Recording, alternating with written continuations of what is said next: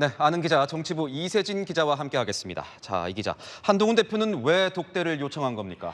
네, 한동훈 대표, 윤 대통령과 둘만의 솔직한 대화가 필요하다는 겁니다. 대통령에게 나의 진위가 제대로 전달되는지 모르겠다, 직접 대화하고 싶다, 이게 한 대표의 오랜 갈증이라고 하더라고요. 이번 독대 요청의 핵심은 소통 방식에 방점이 있는 거죠. 긴히 할 얘기가 있다, 둘이 만나면 풀릴 수도 있다, 또 서로 아쉬운 부분들도 이야기가 나올 거다. 이런 한 대표 측 이야기 모두 내용보다 독대에 방점이 찍힌 거라고 볼 수 있겠죠.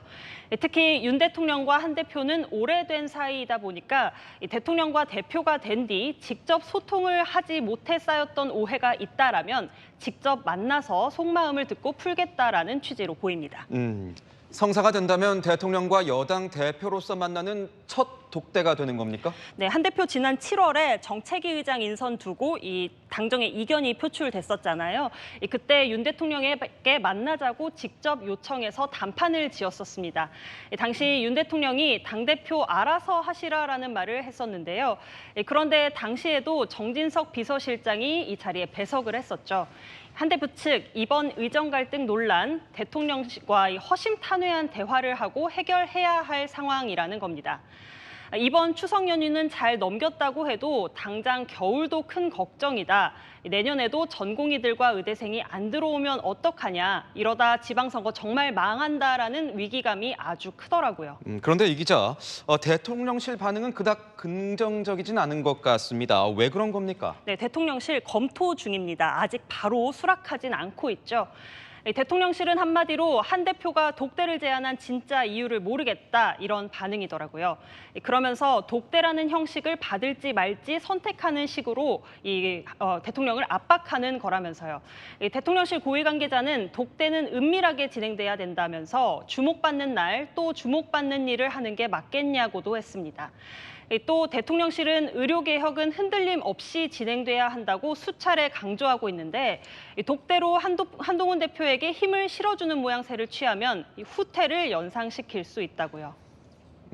독대가 성사된다면 의료 이야기만 하진 않겠죠? 네, 그렇습니다. 독대가 성사된다면 그동안 윤 대통령과 오해가 쌓였다 싶은 부분, 정치 현안 전반을 솔직하게 논의할 것으로 보입니다. 당장 거부권 전국, 반복되는 국회 상황부터 최근 동반 하락한 여권 지지율 등도 허심탄회하게 이야기할 수 있다라는 거죠. 그렇다면 이 역대 대통령과 이 여당 대표의 독대는 어땠습니까? 네, 과거 독대 사례를 찾아보니까요, 결정적인 상황에서 진짜 독대가 이루어졌더라고요. 문재인 전 대통령과 이낙연 전 민주당 대표, 지난 2020년 11월이죠. 추미애 당시 법무부 장관과 윤석열 검찰총장 갈등 국면에서 추 전 장관에 대한 부정 여론을 전달했었고요. 당장은 아니었지만 몇 개월 뒤 교체 수순으로 정리가 됐었습니다. 이보다 앞서서는 지난 2015년 4월 정치권 로비가 폭로된 성완종 리스트 사태 돌파구를 마련해야 하는 과정이 있었는데 이때 박근혜 전 대통령과 김무성 전 새누리당 대표가 긴급하게 만나기도 했죠.